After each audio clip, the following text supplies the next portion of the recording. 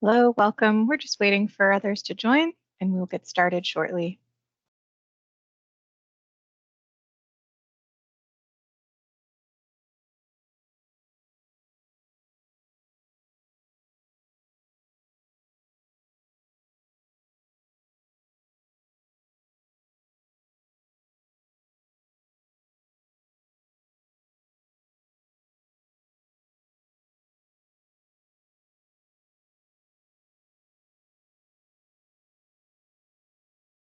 Hello, welcome if you're joining us.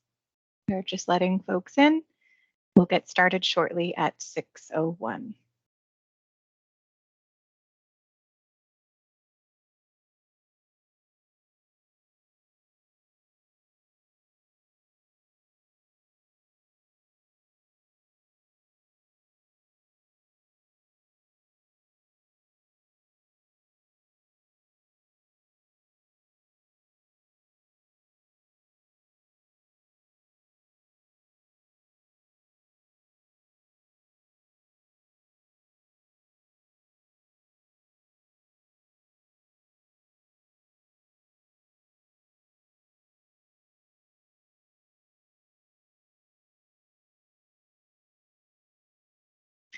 Okay, 6:01. I know there are a number of people who signed up today, but we're going to get started in the interest of time. Thank you, Alana, for sharing your screen. Good evening, and thank you to everyone who has joined us today. I know it's a busy time of year as well, so I really appreciate it when I see this many participants in a meeting. It really is wonderful to see people active in their community. My name's Christine Furtado. I'm the manager at WSP, and I will be co-facilitating this meeting this evening with members of my staff, and we look forward to receiving your feedback and sharing information with you tonight.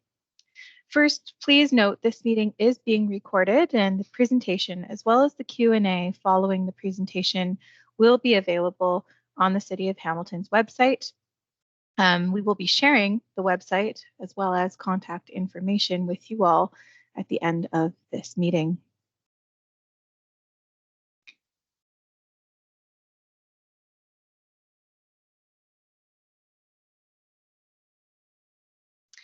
So the objective of this meeting is to share information and really validate what was heard when the city completed community outreach last year on Reimagining Neighbourhoods in Hamilton, which is the new residential zones project, specifically zoning bylaw number 05-200. The information shared today will also include associated work the city is undertaking to update their parking standards, and you'll hear from staff on that project at the end of the presentation. The new residential zones are being prepared citywide with the goal of supporting current and future communities with opportunities to build new housing options.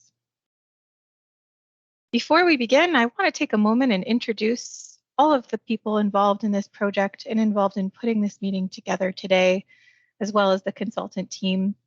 City staff will be available at the end of the presentation to answer your questions. Again, my name is Christine Furtado. I'm supporting facilitation of this meeting along with my colleagues Nadia Dohaniak and Shannon Holness. And from the City of Hamilton today to answer your questions, we've got Shannon Mackay, Manager of Zoning Committee of Adjustment, Alana Fulford, Senior Planner, Mallory Smith, Planner, Brian Hollingworth, Director of Transportation, Planning and Parking, as well as staff from Urban Design, Michael Votruba, and Policy Planning, Jennifer Allen.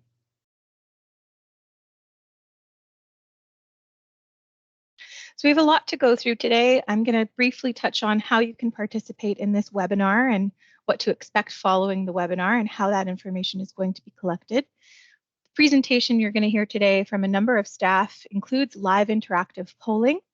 The presentation will cover low-density residential zones, neighborhood infill design guidelines, mid-rise residential zones, the expanding transit-oriented corridor zones, and again, parking standards. We will follow with a Q&A period, and for those of you who might have to leave early, again, this meeting is being recorded and will be available. We will also repeat this meeting on the 23rd of January in the event that you are unable to attend.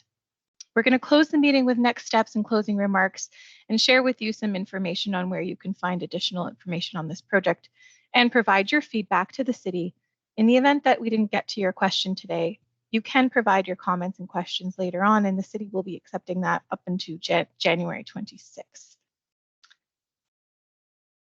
So a bit of housekeeping items. Again, just a reminder, if you're just joining us, I see a few folks just joining us. This meeting is being recorded. You can participate in the live polling using the Teams webinar function, and that will happen periodically to be interactive throughout the webinar today. But also, there's going to be a significant amount of time to place your questions in the Q&A box. And we will be asking the city your questions and getting answers today on a number of questions that you might have. Just a courtesy that this meeting is being recorded, so please do be courteous and respectful of one another's differences of opinions, and please use the Q&A function in a courteous manner. Again, if you're unable to make it to the Q&A portion of this meeting, no worries. Additional comments and questions will be able to be submitted to the city. The contact for the zoning component of this work is reszoning@hamilton.ca. And then later on, you'll hear from Brian Hollingworth on a parking survey that's live, and that can be found at the website engage.hamilton.ca/parking standards review. With that, I'll turn it over to Alana Fulford from the City of Hamilton to deliver the first set of presentation materials. Thank you. Thank you, Christine. So we will start off by just going through the land acknowledgement. The City of Hamilton is situated upon the traditional territories of the Erie, Neutral, Huron-Wendat, Haudenosaunee, and Mississaugas. This land is covered by the Dish with One Spoon Wampum Belt Covenant, which was an agreement between the Haudenosaunee and Anishinaabeg to share and care for the resources around the Great Lakes. We further acknowledge that this land is covered by the Between the Lakes Purchase, 1792, between the Crown and the Mississaugas of the Credit First Nation. Today, the City of Hamilton is home to many Indigenous people from across Turtle Island, North America, and we recognize that we must do more to learn about the rich history of this land so that we can better understand our roles as residents, neighbors, partners, and caretakers. So with that, we are going to start off the presentation with a short video that just provides an overview of the Reimagining Neighborhoods project. We're reimagining neighborhoods across the city. Residents need more options for housing. The city's residential zones will support that responsibly. There are well over 50 residential zones in Hamilton, spread across the city. Residential zones in Stony Creek, Dundas, and so on, governed by 6 separate zoning bylaw documents. We're creating one set of residential zones that will be applied consistently across all of the neighborhoods in the city. While no two neighborhoods are alike, they do share at least one common trait. They're mainly made up of single-family homes. The city's residential zones project is built on the knowledge that residents need more housing options. We want to make sure that young families can move to Hamilton, and mature families can put down roots and grow older in Hamilton, all with the confidence that they have a choice when it comes to their housing. You might see a small home built in a backyard, a larger home converted into more units, street townhouses, new triplexes and fourplexes on your street. Along the edges of your neighborhood, you could see denser housing, like stacked townhouses or mid-rise buildings. Housing that takes advantage of transit routes and easy access to local services. Some of these changes are already approved by City Council to provide more choice for Hamilton's residents. First and foremost, residents have more housing choices and more affordable housing options than before. We can promote growth more sustainably by using existing infrastructure and services. We don't need to develop as much untouched land while still supporting a growing population. Residents have more housing options at various stages of their lives. The ability to age in place, where residents and families don't have to worry about being displaced as their living situations evolve over time. These changes won't happen all at once. Reimagining neighborhoods means providing a greater mix of housing, letting some residents stay in the communities they know and love, and giving other residents the opportunity to make new neighborhoods their home. As we work on evolving Hamilton's neighborhoods, will give you the opportunity to be informed and involved. Your input will help the city make the right recommendations for changes to the residential zones. Learn more about the project, what it means for you, and how you can get involved at the Residential Zones Project on our website, hamilton.ca, and the Engage Hamilton website, engage.hamilton.ca/reimagining-neighborhoods.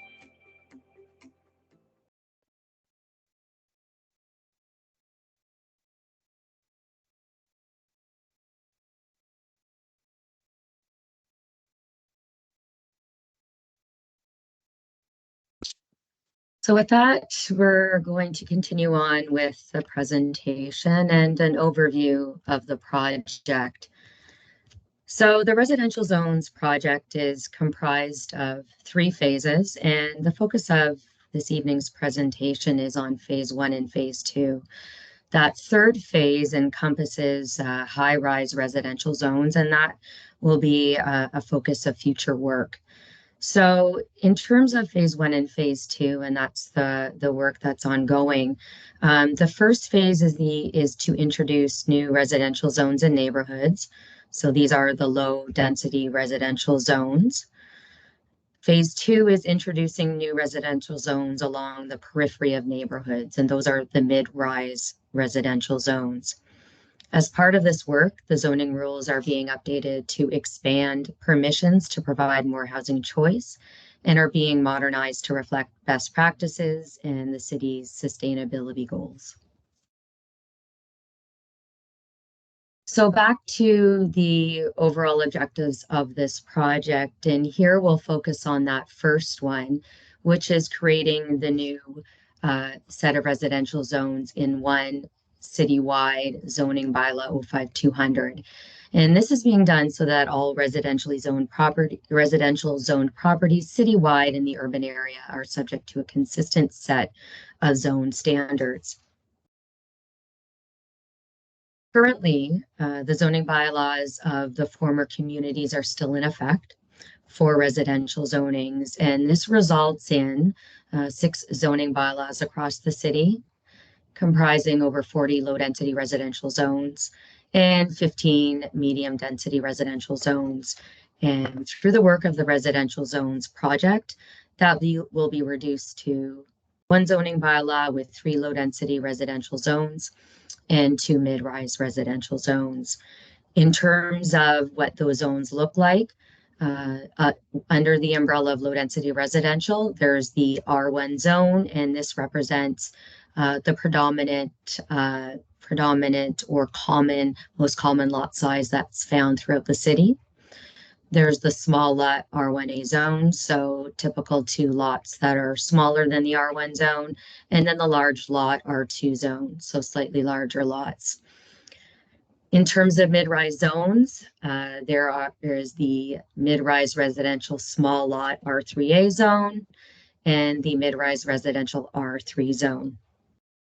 It's important to note that for the low-density residential, the city has already applied 2 of those new low-density residential zones, the R1 and the R1A, to properties within the former city of Hamilton.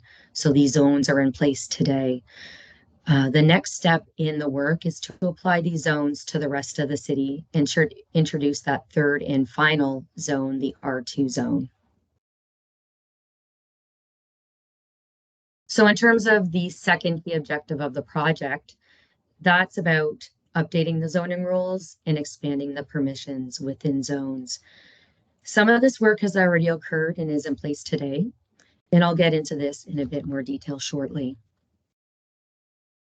But what I want to do is just take a sort of a step back, a step up, and speak about the official plan and specifically the official plan review.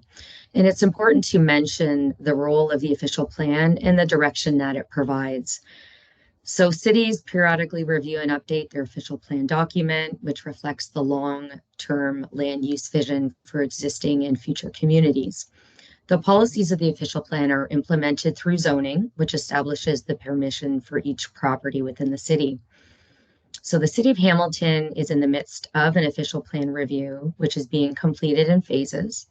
That first phase work is complete, and that was updates to reflect provincial plans and policies. Phase 2 is a local context review, and that is ongoing to review local and community matters in the OP. At the same time that this work has been occurring, as has the Grids 2 process. And that is the city's updates to the growth-related integrated development strategy planning. And that's for population employment growth to 2051. And this is really intended to address the where and the how to grow and the infrastructure and related planning for that growth. The OP review encompasses quite a range of topic areas. A few of those are highlighted here because the changes to these policies give direction to the changes that are being implemented through the residential zones project. So, for example, growth management has resulted in updates to population and employment growth targets and intensification targets for growth within the built-up area of the city. In terms of urban structure, there's a greater focus of policies on intensification, redevelopment, and compact form throughout the urban area. In neighborhoods, changes permit a broader range of uses in low-density residential areas. So it's from these policies that the residential zones projects takes direction from. And while we note that the city is engaging in strategies like changes to zoning to increase opportunities for intensification in the built-up area, reimagining neighborhoods is more than just about accommodating future growth. It's about providing housing choice to the diverse residents of Hamilton more equitably across the city. It's about the ability to age in one's neighborhood. And with more housing choice, the opportunity for more affordable housing options across those neighborhoods in the city. So before discussing the reimagining neighborhood zoning changes further, we did want to highlight the engagement that has occurred over the past several months in support of this project. And for that, I'm going to turn it over to WSP to provide some more information.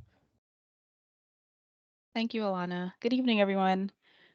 We just want to provide an overview of the engagement that took place during November and December of last year. The intent of public engagement for the Reimagining Neighborhoods project was to inform and educate members of the public about the Residential Zones project and Reimagining Neighborhoods initiative. The project team developed and launched the project webpage on Engage Hamilton to build awareness of the initiative, keep people informed, and ensure members of the public are able to contact members of the project team. Between November and December, the webpage had 12,000 visitors and over 1,000 interactions. The project team from the city also participated in a podcast interview on Global News and Building Hamilton in December 2023, which was released this month on January 6th. 3 meetings were held in December, including the Development Industry Liaison Group, Seniors Advisory Committee, and the Advisory Committee for Persons with Disabilities to help share information about the project and to help launch the project as well. A story map survey, which provided an overview of the Residential Zones project with similar information that the video showed earlier helped share.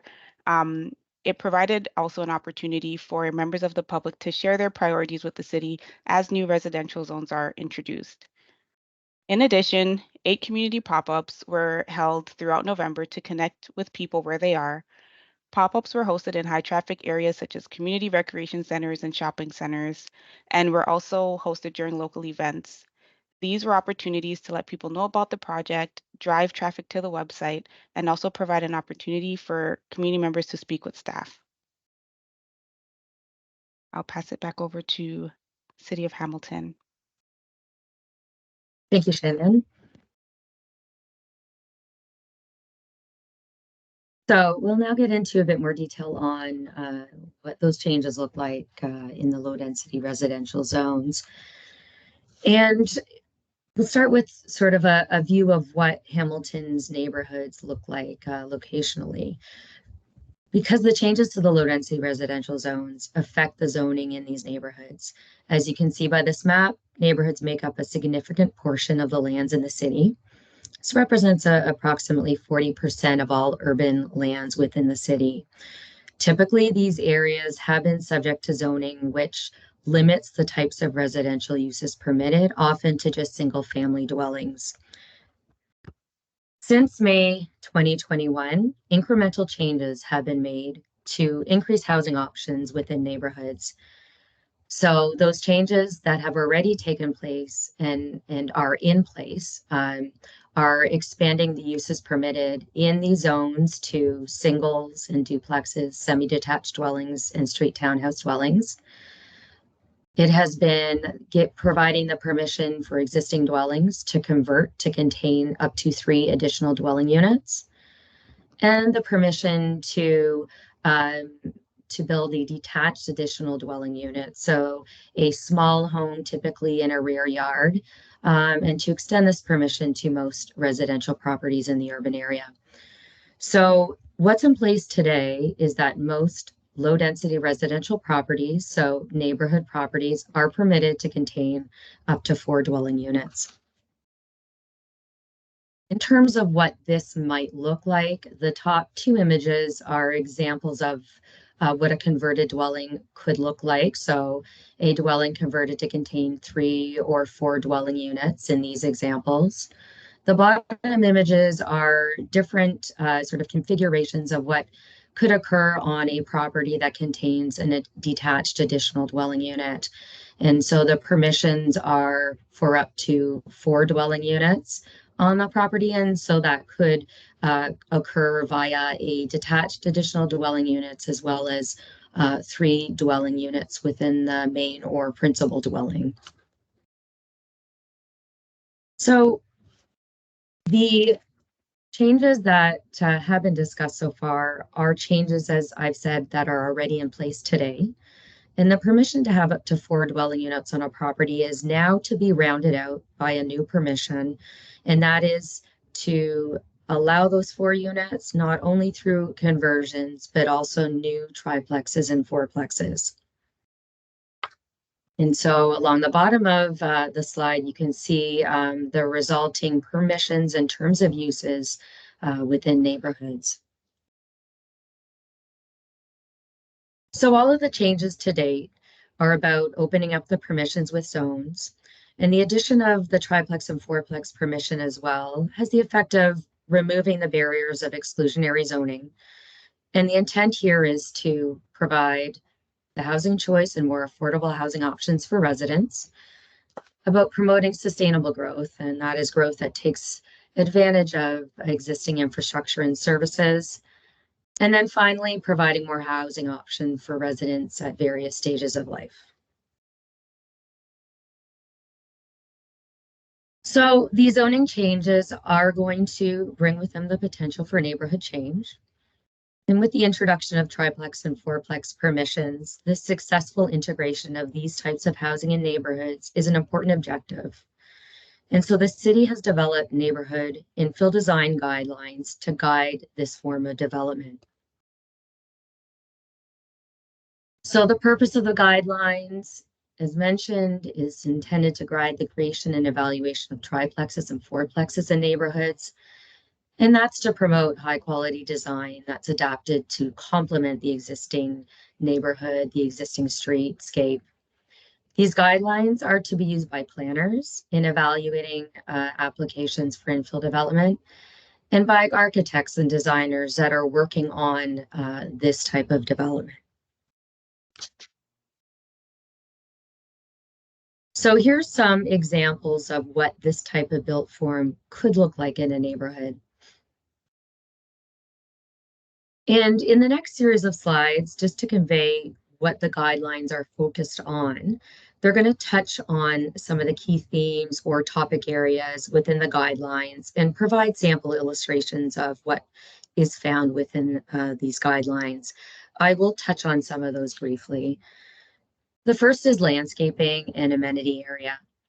So the guidelines speak to the importance of tree planting to support urban tree canopy coverage, promoting natural and resilient vegetation, using privacy planting to screen parking, utilities, garbage enclosure. Amenity areas are an important consideration and focus of the guidelines, and that could be provided through a private or communal amenity area for each residential unit of this type of built form. So that could be a porch, a balcony, a deck, or an at-grade space like a patio. And through the provision of an amenity space, there are guidelines around the importance of access to sunlight and screening in their design. Parking is an important consideration, and as you can see by these images, when possible, rear parking is preferred, and that's to maintain the appearance along the street. This rear parking can be in the form of access via laneway or side driveway. Importance is placed on permeable pavers and that material used in providing parking spaces and parking areas. And that's to reduce water runoff and to promote the greening of a property. So this illustration of sort of illustrates the guidelines around privacy and landscaping on a site. Here we focus on the backyard space and how it can incorporate a number of the important elements on a property. In this case, we have a property with a fourplex. You see that there are mature trees preserved and new tree plantings in the front and rear yard. Parking in this example is shown in the rear, and you can see that vegetation can act as a privacy barrier. Because of that rear parking, there's fencing to maximize both privacy and to minimize impacts. And the backyard incorporates other elements. So there's amenity space in the form of patio. There's bike parking. There's enclosed garbage storage. These are all important elements to consider in the design of this type of built form, and that's reflected in the guidelines. So there's also a series of guidelines around building massing. So the size and scale and height. How a building fits along the street is important. This illustration highlights the importance of well-proportioned buildings to complement the existing appearance along the street. Further, there are guidelines around roof design. And so if there are varied roof lines or features like dormers, that can reduce the sense of scale of a new building. Finally, the impacts of larger buildings can be reduced through increased setbacks. So in this case, as being shown, a side yard setback is increased, or a step down of building height, particularly adjacent on the side yards, adjacent to an adjacent dwelling. And then there are setbacks and the importance of following some of the established pattern in the neighborhood, and that's specifically along that front face and the side setbacks. Setbacks should also be considerate of overlook and privacy for adjacent properties. Just the final guideline to touch on here is facade treatment. So what the exterior of that design of that building looks like. It is important to have some articulation. So that could be window treatments, breaks and wall treatment, creating a main entrance along the street or the two streets if that's a case of a corner lot, avoiding blank walls. These are all considerations and they are carried through in the guidelines. So the guidelines have informed the creation of the zoning rules for this form of development by prioritizing what's important in the design of the built form and site design. So Shannon earlier touched on the survey that was conducted as part of our engagement for Reimagining Neighborhoods. And we wanted to provide a brief snapshot of some of those more frequent comments that we heard from residents through the survey. Here are some of the more frequent comments that we heard about low density residential zones. So new buildings need to be seamlessly integrated into existing neighborhoods. The need for more affordable housing options was heard. The need for new solutions for parking to be explored, and the importance of providing amenity areas for residents in the neighborhood. These surveys responses are important for staff to both validate the guidelines and zoning rules that are being prepared and to address some of the key elements that residents are identifying as important through those rules and guidelines. So for example, compatible integration of new development or amenity space for residents. They also highlight issues or concerns that staff can take in to inform the evaluation of and updates to the zoning rules and guidelines. And I just want to quickly note for people's information, there is a more fulsome summary of sort of the what we heard through that survey, and that can be found on the project's Engage page. And there will be a more of a detailed summary of engagement that will be put together as part of the report that is taken to council on these initiatives. So before we move on to the next topic, we wanted to take an opportunity to get everyone engaged in a poll. And for that, I'll turn it back over to Shannon. Thank you, Alana. Right now, you should see on your screen a box appear that lists the question, and it has some options. So this is a ranking question, and we'd just like to understand your priorities for the infill development and low density, sorry, not priorities, but benefits that you think that new housing options will bring to your neighborhood. So we're just going to ask you to rank those. Options include improved mobility options such as walkability, public transit, bike lanes, housing affordability, aging in place, which includes the ability to stay in your own neighborhood as you age, diversity, as well as contribute to more sustainable growth, which incorporates support for local services and businesses. We just like to get your ranking on those options in terms of benefits.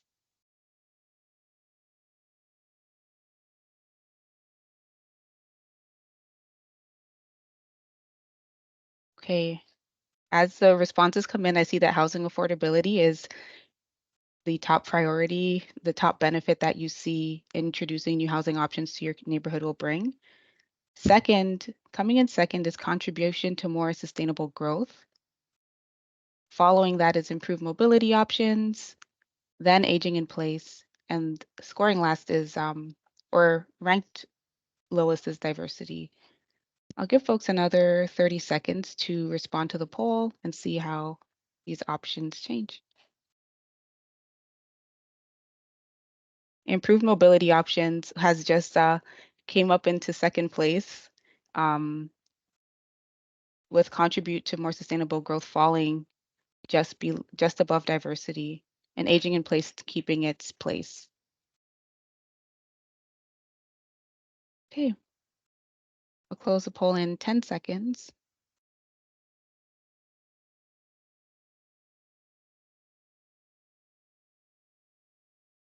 Thank you everyone for responding. And I see we've got a hand raised from Sandra. Sandra, if you want to use the Q&A function, if there's a question you'd like to ask, we're going to hold, we've got a lot to get through. We're going to hold to the end for questions. So kindly, if you do have a question, please use the Q&A function to chat in your question, and the city will be happy to respond. And if it's tech related, you can use the Q&A function as well.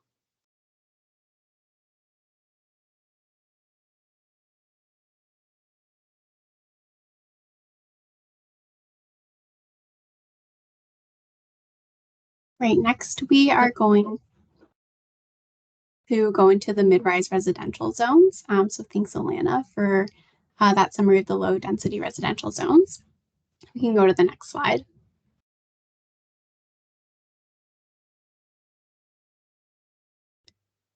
So to accommodate Hamilton's forecasted growth over the next 30 years, a significant amount of intensification will need to occur across the built-up area.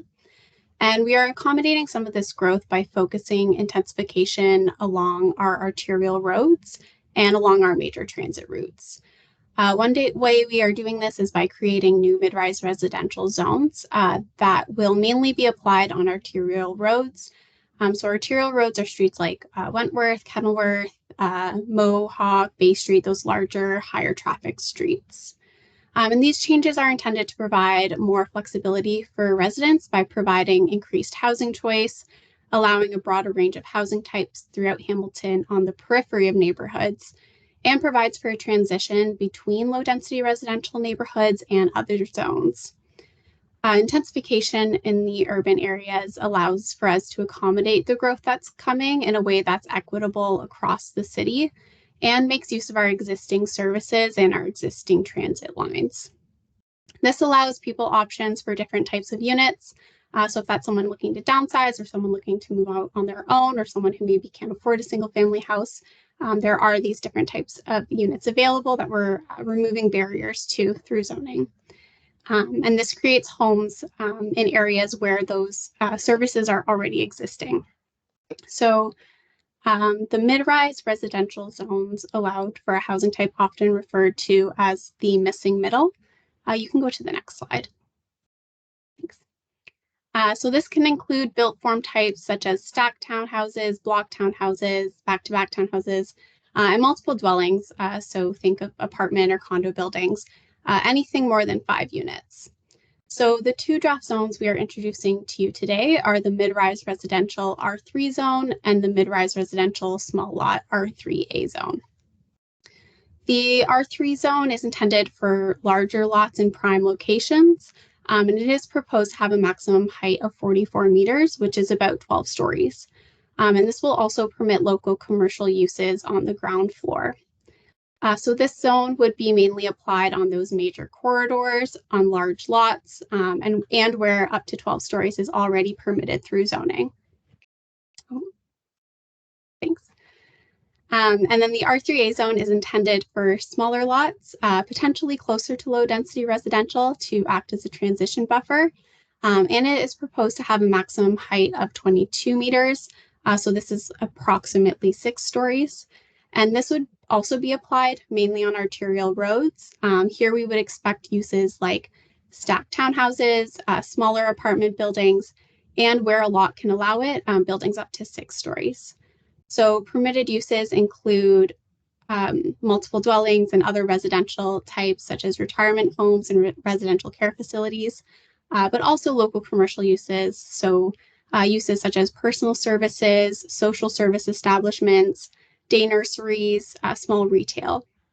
And commercial type uses are only permitted within a multiple dwelling on the ground floor in order to enhance the street and provide services for the people living here, but also to ensure that these lands are used for creating more homes.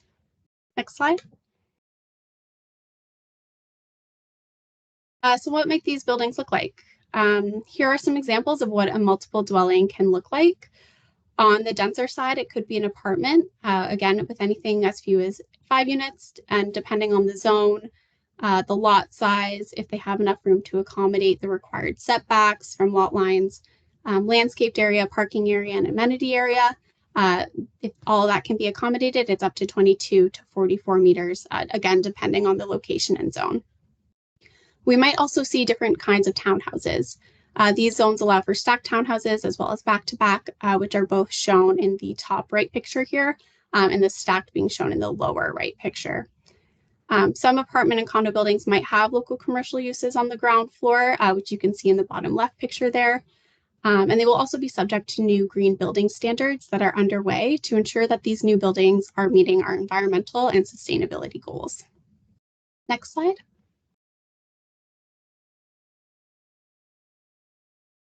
So here is a map showing those arterial roads I spoke to earlier. So those red lines identify the major and minor arterial roads in the city, with the exception of the BLAST high order transit network, which I will touch on in this presentation in just a minute. But you can kind of see where the red lines are. Those are our arterial streets. Next slide. So as mentioned, the last few months, we've been out in the community doing public consultation. We've had a survey on Engage, and this slide summarizes the most common comments that we've received in relation to the mid-rise zones. So we've heard that parkland, the urban tree canopy, and the Niagara escarpment are really important features that contribute to the city's character and environmental health. These features need to be protected and should not be compromised as a result of density. We've heard that new buildings should be subject to environmentally friendly design criteria, and this could include bird-friendly design, protection for existing trees, or green building standards. There was concern that existing community amenities and facilities, such as schools, libraries, and parks, may not keep pace with growing populations, and that there is a need to build amenities and facilities as housing is developed.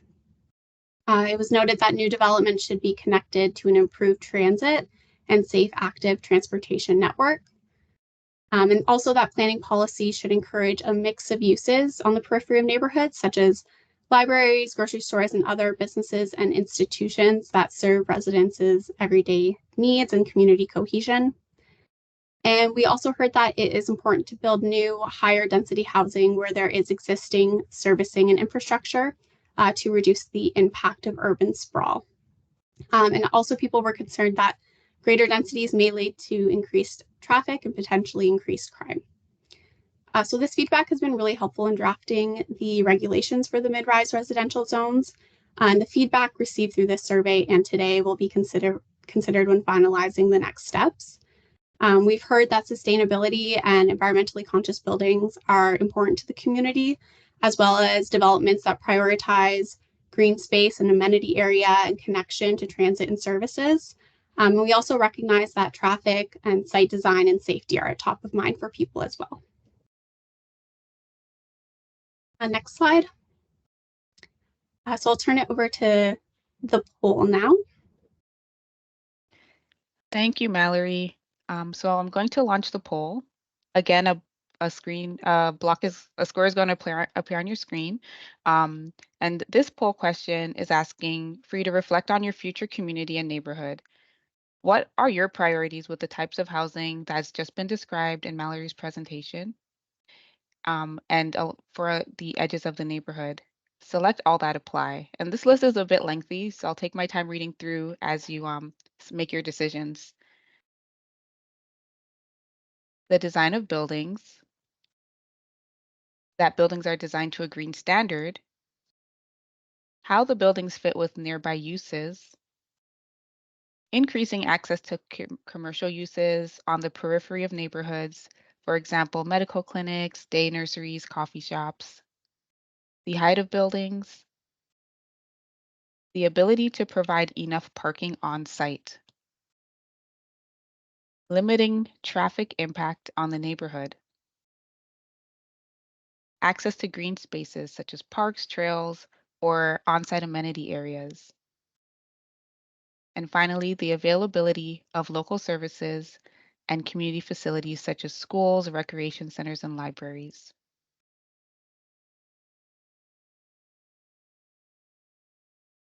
Responses are trickling in. Currently,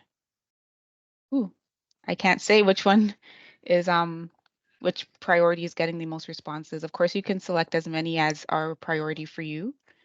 But with access to green spaces is a high priority. 16% of all of the people on the call right now believe that that should be prioritized. It is also the availability of local services also has a high ranking. Increasing access to commercial uses on the periphery of neighborhoods is following those. And everything else seems to be like design of buildings.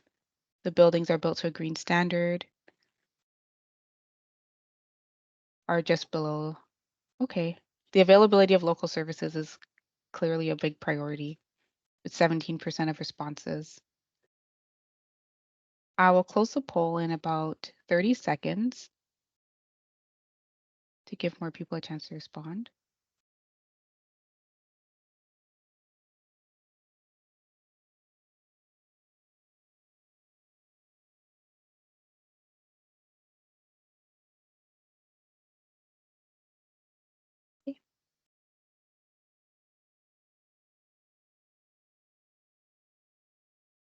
Okay, closing in a few more seconds.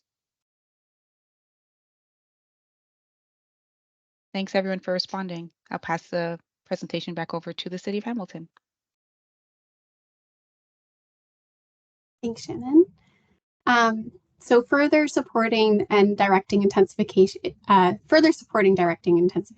along arterials and the high order transit routes is the expansion of the transit-oriented corridor zoning along the BLAST network. So the expansion of the talk zones allows for a pedestrian-focused mixed-use built form along the city's BLAST network, which is supportive of complete communities and provides opportunities to live, work, and play for the residents of Hamilton. So staff will be continuing to consult with the public over the next few months in evaluating the appropriateness of the application of the talk zoning along the BLAST network in order to support this high order transit.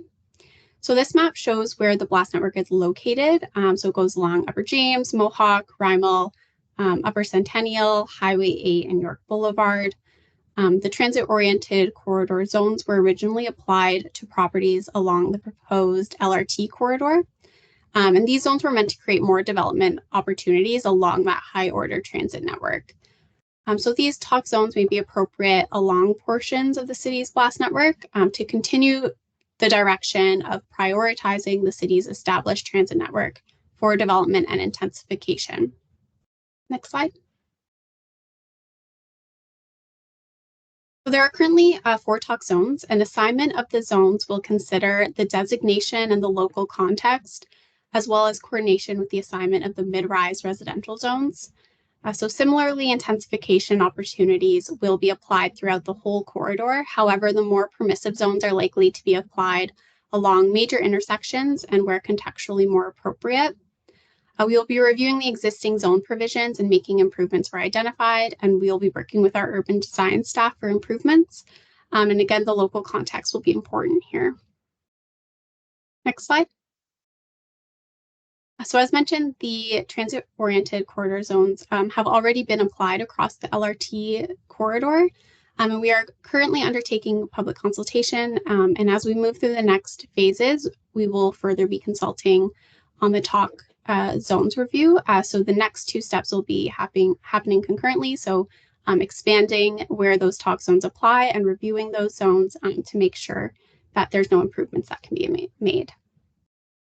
Thank you.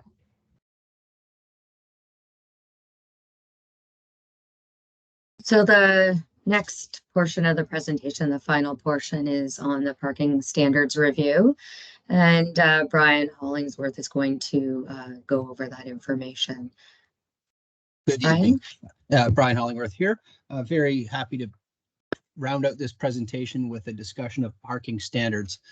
Parking standards are extremely important, well, parking in general, because it affects everything from the way our communities look to how we make our travel choices.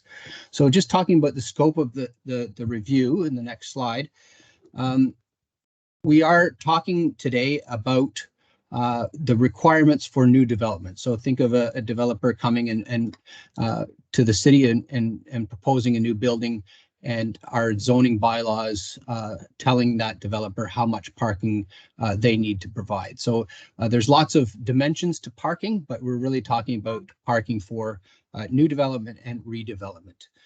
The primary focus is on residential parking standards, and that's why we're here tonight in conjunction with the residential zoning project.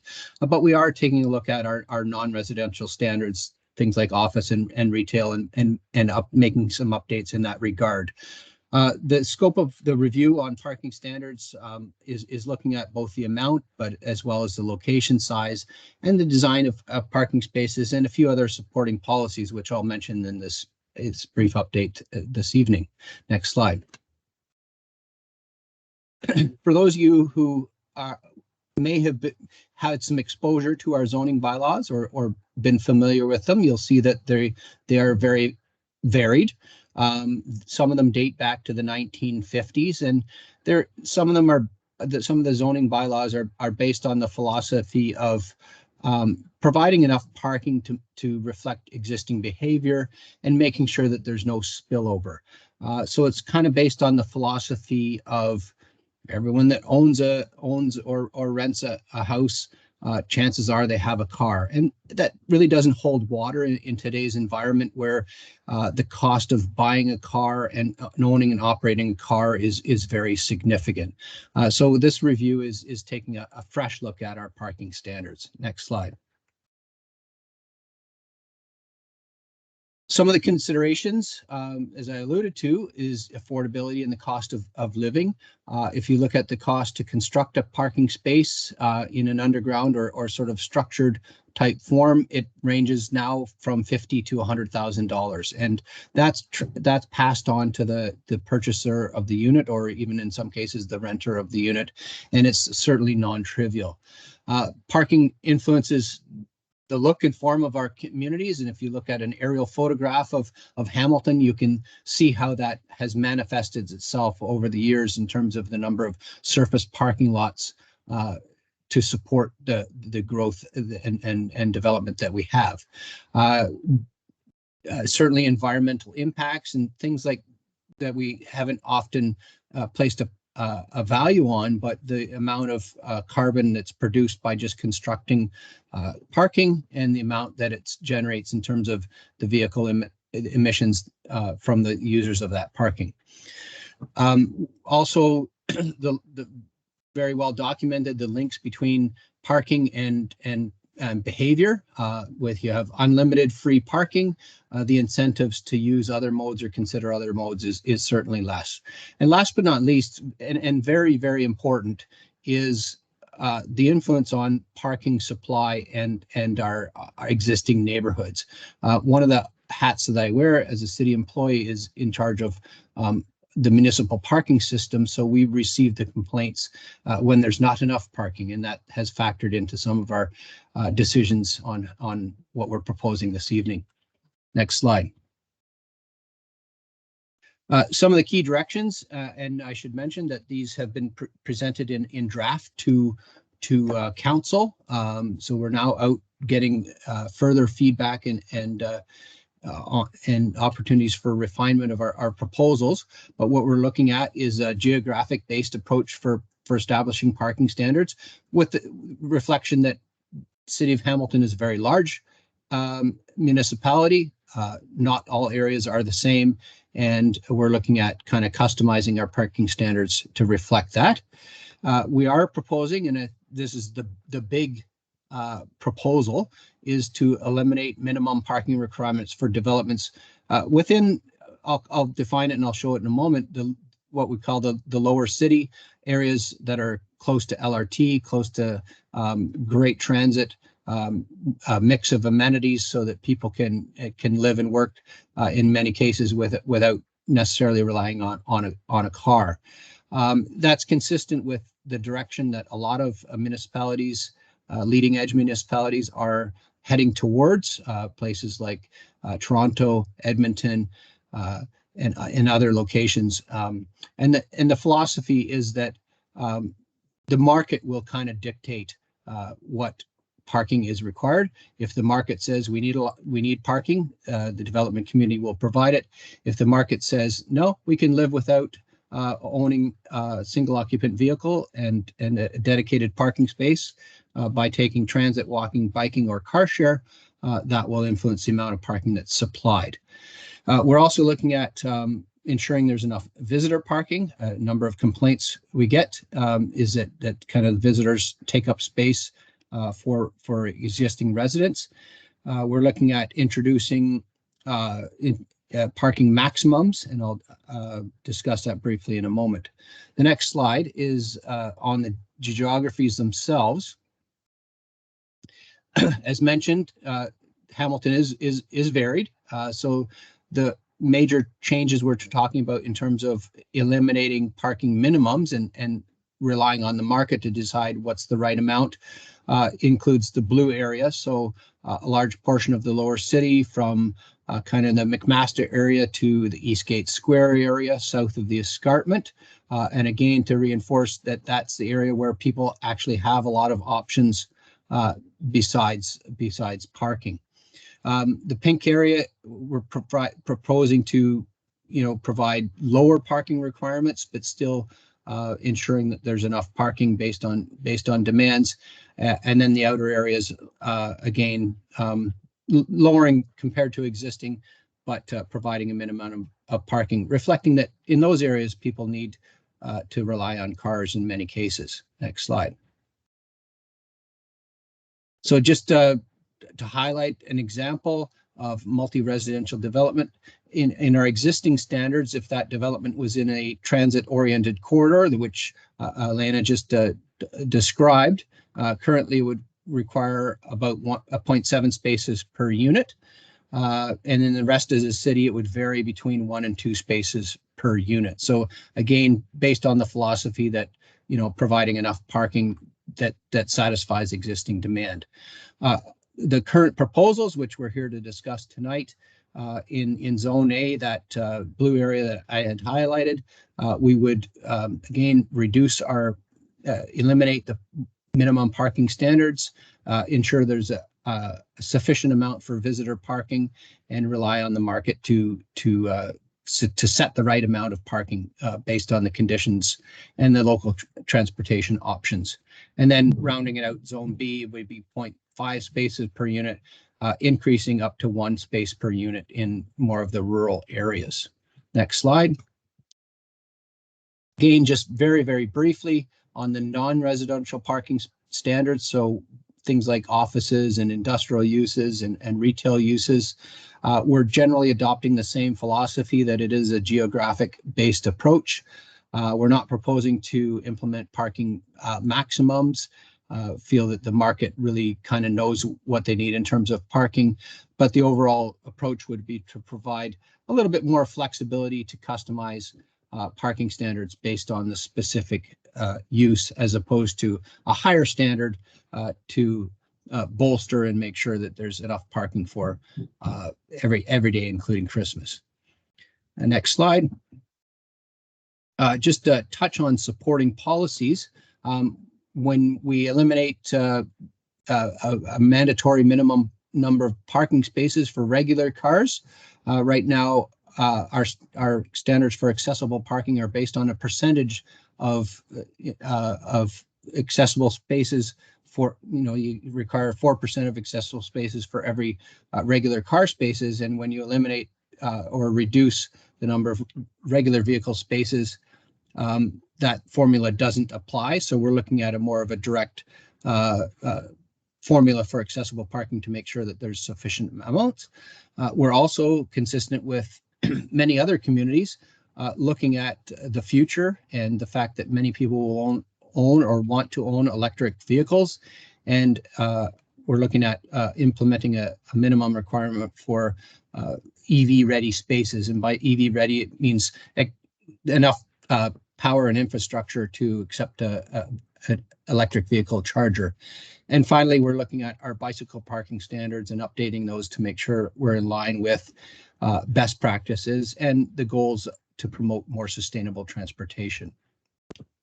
Just in terms of next steps, as previously mentioned, we are in the process of gathering input and have a parking survey, and encourage you to Google that or look at the website here and fill it out. It doesn't take very long, and it provides us an opportunity to kind of get the pulse of the community in terms of what we're proposing.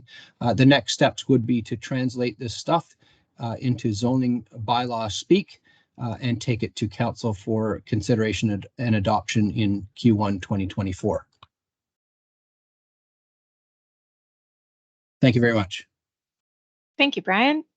And thank you to city staff for the webinar presentation today. We are time check. We are just at around 7 p.m. So we have a wonderful amount of time for Q&A. We're going to have a Q&A session now. If you have a question for the city, there's a Q&A box or an icon at the top of your screen, and you are able to click on that and submit your question to the city. And I will be reading out the questions out loud, and the city will have an opportunity to respond. If for whatever reason you have to go, or if you're unable to get to your question today, following the Q&A, we will be posting this information on the Engage page, so you'll be able to review this video recording and also information where you can contact the city to ask additional questions and or provide your comments. And just so everyone's aware, the city will be accepting comments and feedback on this project by January 26th. And that also aligns with when the parking survey closes on January 26th. And that will allow the city enough time to prepare a report to council.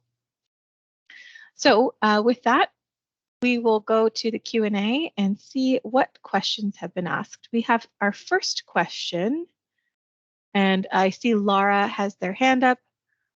Laura, if you could use the Q&A function to ask your question, and if you're unable to do that, just please hold your hand up throughout, and we'll maybe get to the end.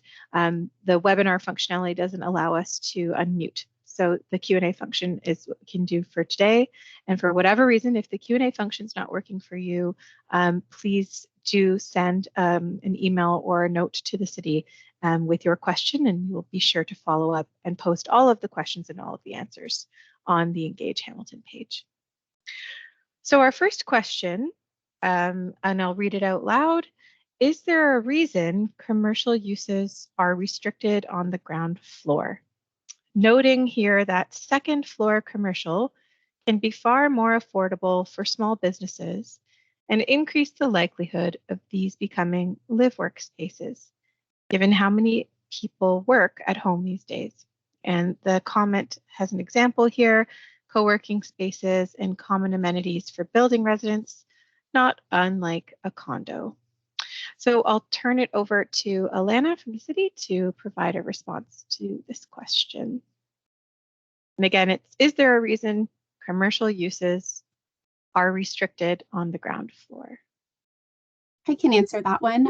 So commercial uses are permitted on the ground floor, proposed in the mid-rise residential zones. And there's a few reasons for that. The first is that the Urban Hamilton official plan restricts commercial uses to the ground floor in residential zones.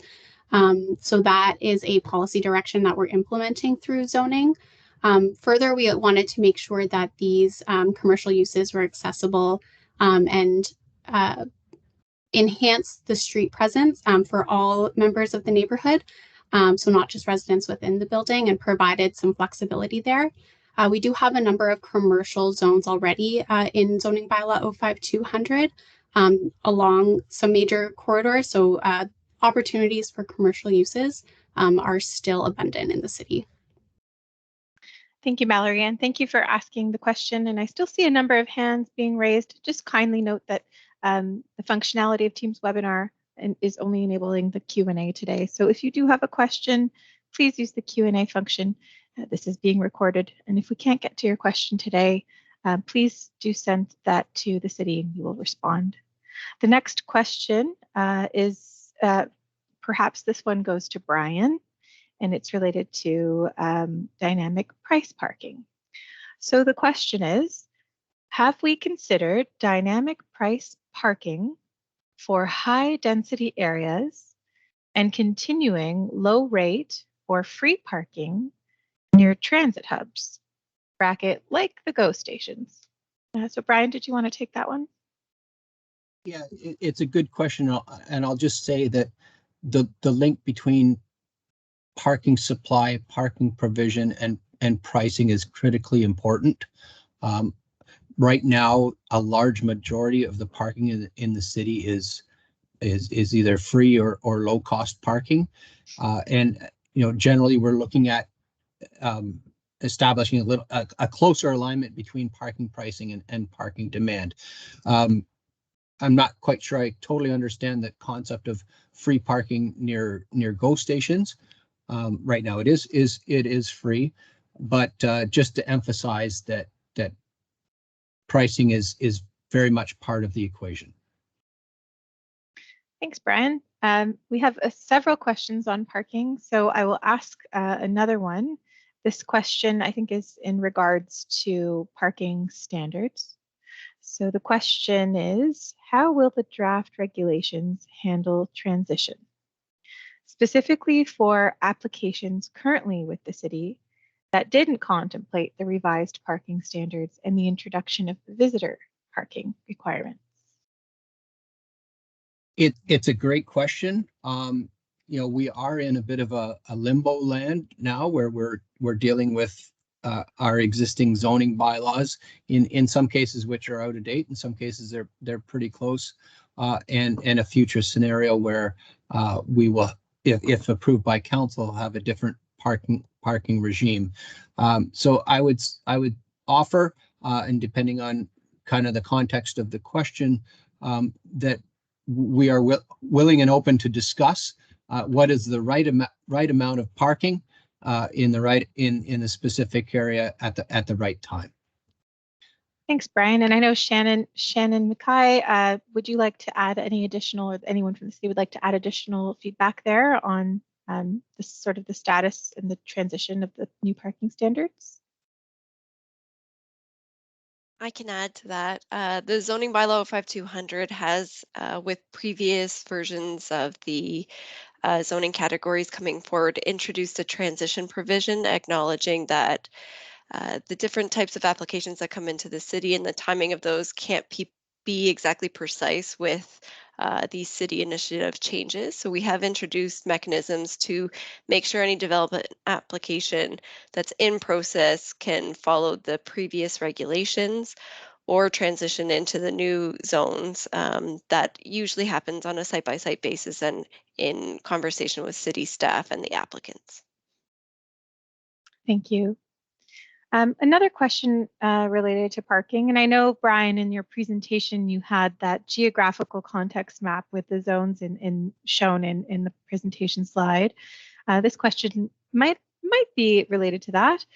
So the question asks, how do I find out what parking zone my property is or will be? My property is on West 5th Street.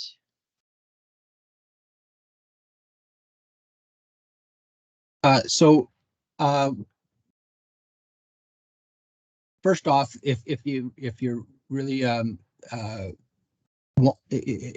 will suggest that people can email us that specific question, and we can look at the map and provide you a zoomed up option.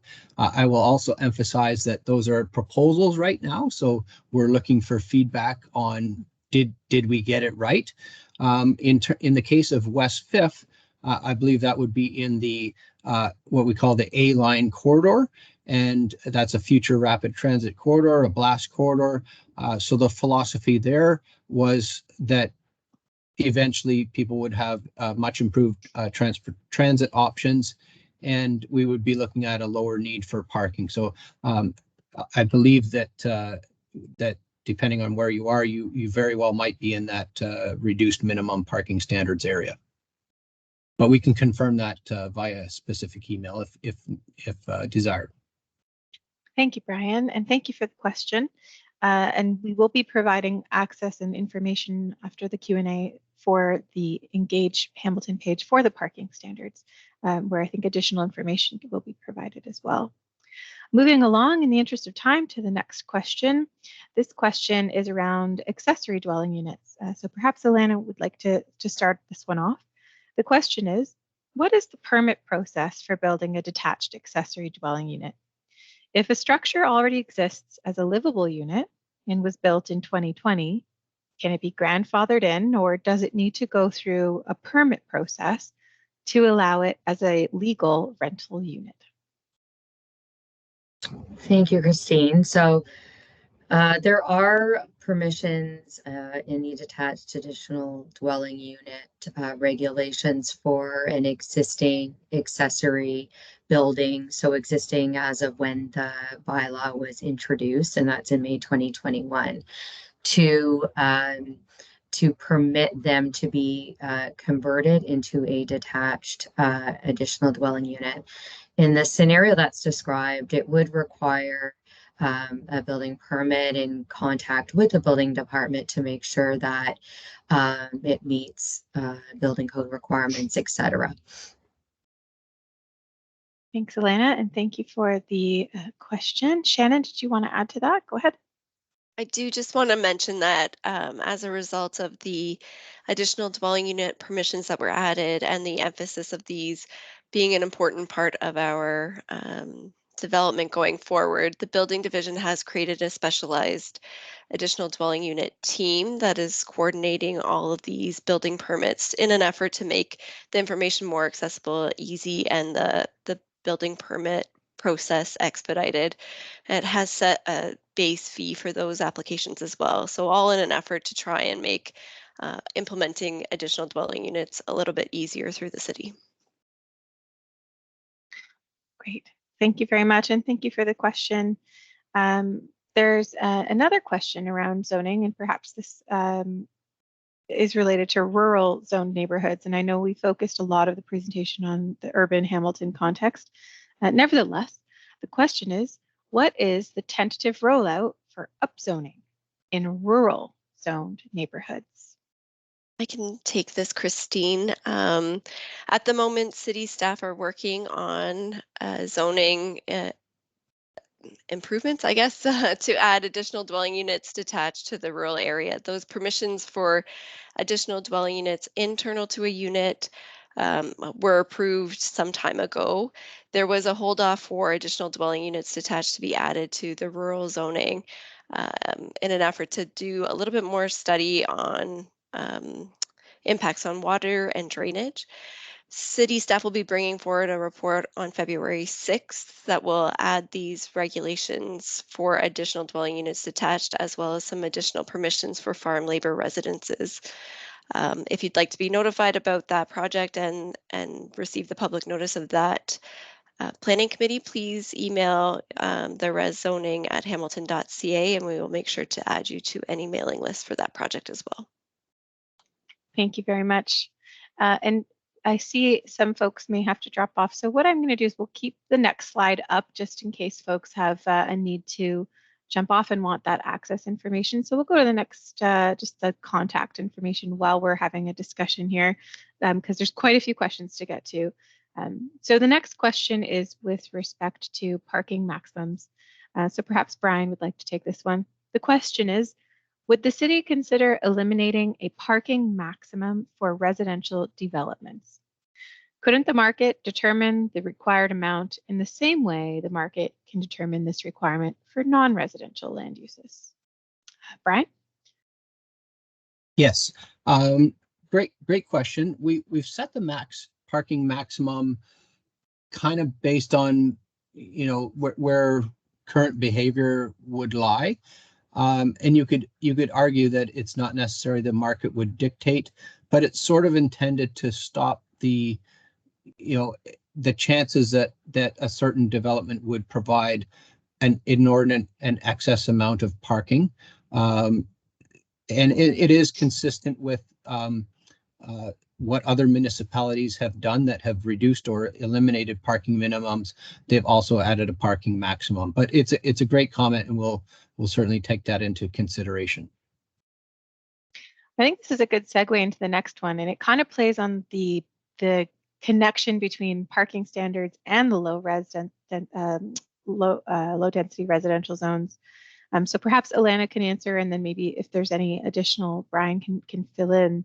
So the question is, with respect to residential zones project in the R1 and R1A residential zones, would there be additional parking supply needs when converting a single family dwelling to a duplex or a triplex? Likewise, would adding a detached additional residential unit or ADU also require additional parking supply? Thanks, Christine. So the parking requirements that are in place today look at this scenario of conversion or having a detached ADU in terms of ultimately the number of units on a property.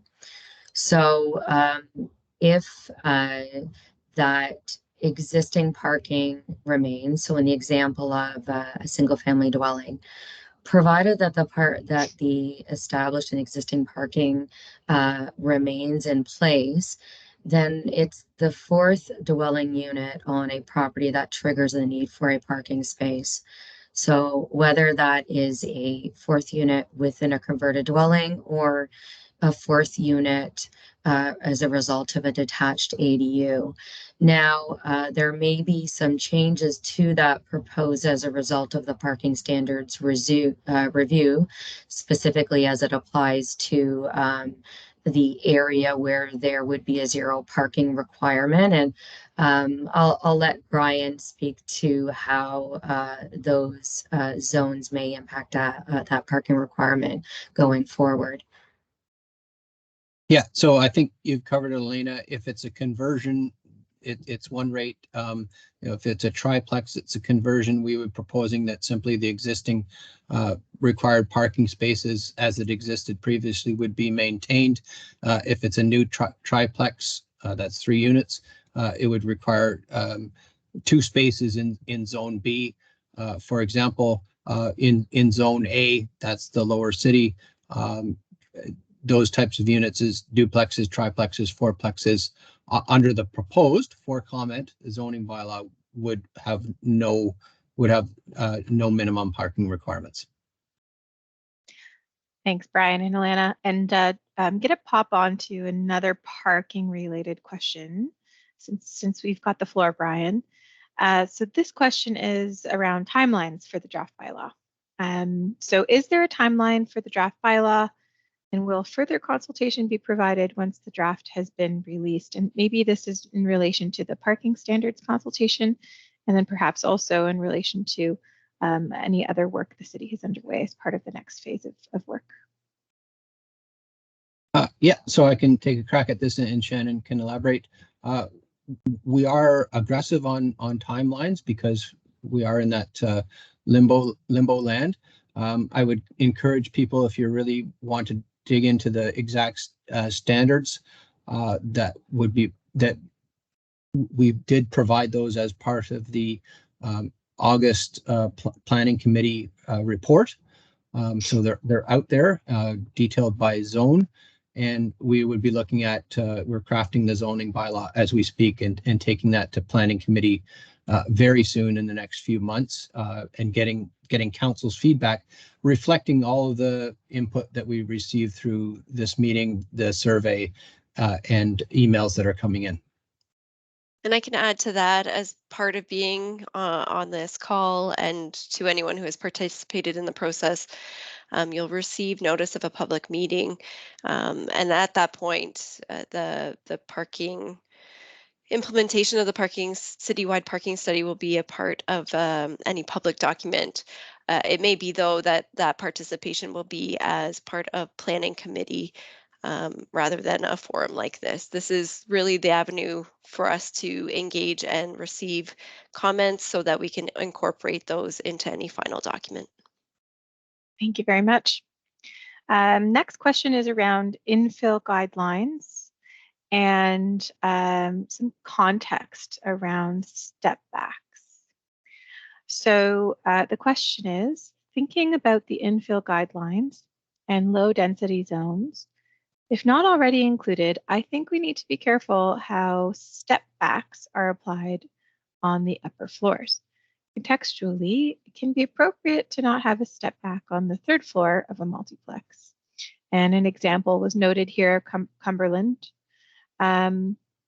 The comment is it possible to see setbacks being applied where the context doesn't warrant it?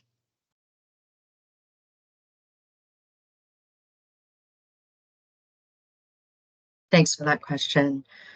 Well, these are guidelines that are intended to generally address the important elements of design. So there may be instances where it is contextually more appropriate than others. And so that is an overarching statement of important matters to consider in design. So it may be appropriate in some instances of infill development.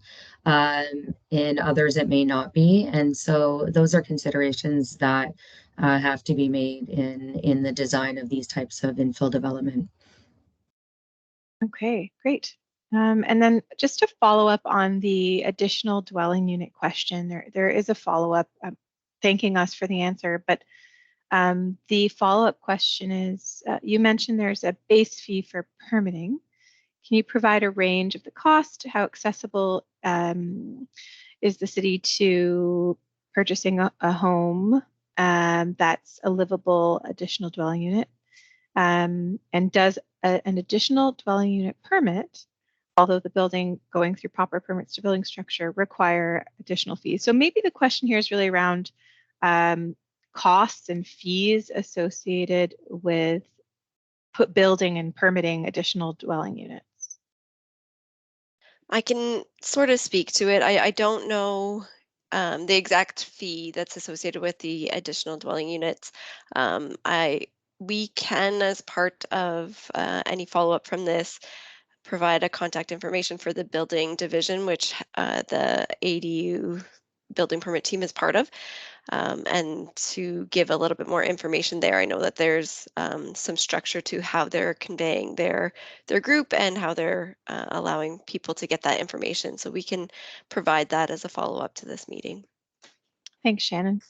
The other question is around fourplexes and verifying purpose-built fourplexes in the R1 zone. So the question is, can you verify or clarify when the purpose-built fourplex permitted use will be added and finalized in the R1 zone?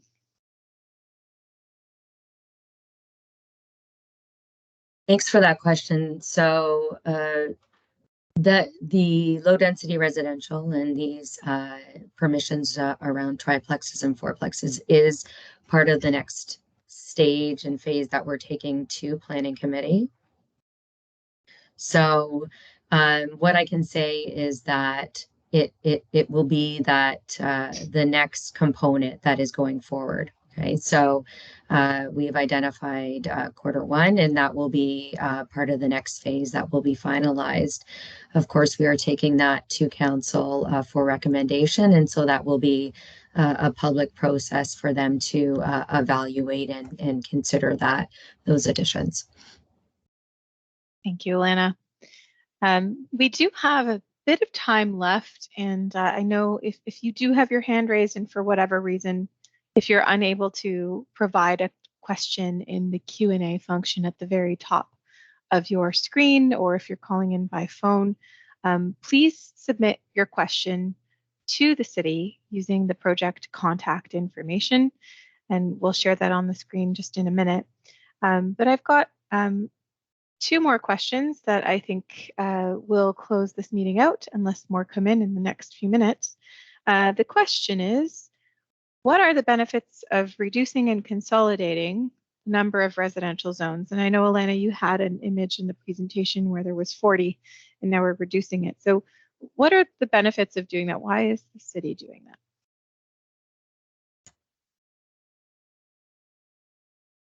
Well, this has been an ongoing initiative since amalgamation, and I think early on it was sort of the importance of having one set of zoning standards was recognized. And since that time, it's been sort of an incremental process of bringing different zone categories, so industrial, commercial, bringing those under one zoning bylaw. And the last stage of that process is really the residential zones, and that's a big process. So really what it means is that instead of having, a long set of zones that may very often have and be subject to a different set of zone standards and requirements, that we're going forward with one set of a reduced set of zones that are sharing common standards, common requirements.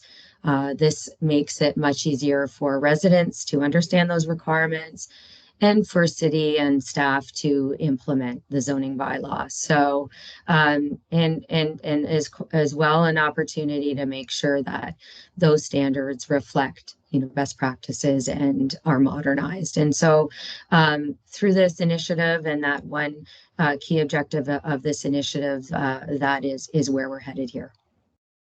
Thanks, Alana. I'm going to do another quick check of our Q&A and see if there are any remaining questions at this time.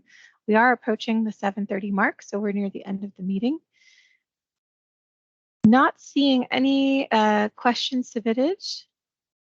What we can do is move on to discuss next steps for this project, and then again provide contact information should you wish to provide your comments at a later date. Alana, I'll turn it over to you to provide the next steps slide. And then we can also share contact information related to the parking standards. So Brian might be able to provide that following the next steps. Also, if you had a question that may not have been answered today, please provide your contact information to the city and email the city, and they'll able to identify more specific details if it's related to your property, for example. So I'll turn it over to Alana now. Thanks. Thanks, Christine. Sorry about that. So we will get to that slide. Sorry. Oh boy. Okay. So as part of the next step, as I think we've mentioned, we are hosting another public meeting, and that's to take place next Tuesday, January 23rd. And that will be essentially a repeat of this presentation. And as noted, this presentation, as well as that one to follow, will be recorded and made available on our Engage Hamilton page for this project. We'll be taking the information and the feedback that we receive through this meeting and the next one to finalize the low density residential work. So finalizing those 3 zones and the new permissions, assigning the R1, R1A, and R2 zones across the city, and finalizing the neighborhood infill design guidelines. This is the next component that is going to council for approval. Now, the mid-rise residential zones, which are phase 2 of the project, while we are seeking feedback from the public today, these zones will be going to council this year for approval, but that is going to follow the low density residential zone work. In terms of council approval, we are targeting an upcoming February 23rd planning committee date to bring that forward. And we do want to note that once that meeting date is finalized, those that have participated in this meeting and anyone participating in the subsequent public information meeting will receive notification of that meeting date. The planning committee meeting is a public process, and so this means that the public can provide written comment to the committee or participate at the meeting by delegating to speak at the meeting. Now, just to note as well that participants of these meetings, of the public information meetings tonight and next Tuesday, will also receive notice of a future planning committee date at the time that we are bringing forward the mid-rise residential zones for council's consideration. And a final note on mapping, draft mapping of the low density residential zones and assignment across the city will be made available for the public to view. And we are targeting that for the beginning of February, and that will be made available via the Engage page for this project. I'm going to turn it back to Christina at this time just to wrap things up. Wonderful. Thank you. Thank you to you all for wonderful questions and for taking the time out of your busy lives to be participating in this webinar today.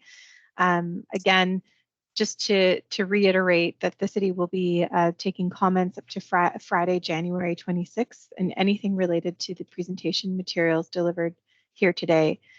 If your question was not answered, or if you have any follow-up questions, you can email that to reszoning@hamilton.ca. That's RES zoning@hamilton.ca.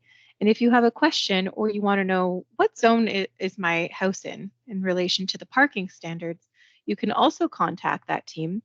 The email for that is parkingstandardsreview@hamilton.ca. And then we had one other question, and it was related to information available on the Engage page. Neighborhood infill design guidelines. The question was, will these be available on the Engage website in draft form for review or for comment? So just wanted to ask the city if those will be available as well. Yes, thanks, Christine. While the draft guidelines will be available in advance of committee meeting as part of the report, we will endeavor to also make them available on the Engage page as well in advance. Thanks, Elena. And thanks for the question. Fantastic. Well, that wraps up this meeting, and I see some last minute thoughts coming through the Q&A around increased walkability, responsibility for sidewalk and snow clearing. So I think, again, if something comes to mind and we're not able to get to it today, please do submit your comments to reszoning@hamilton.ca. All of your questions and all of the answers are going to be made available, as well as a recording of this meeting and the meeting on the 23rd will be available. So if you're unable to discuss it today, please be rest assured that we will be getting that posted online, and you will be able to contact the city at any time. Thank you again for your time. Have a wonderful and warm evening, and we will see you again soon.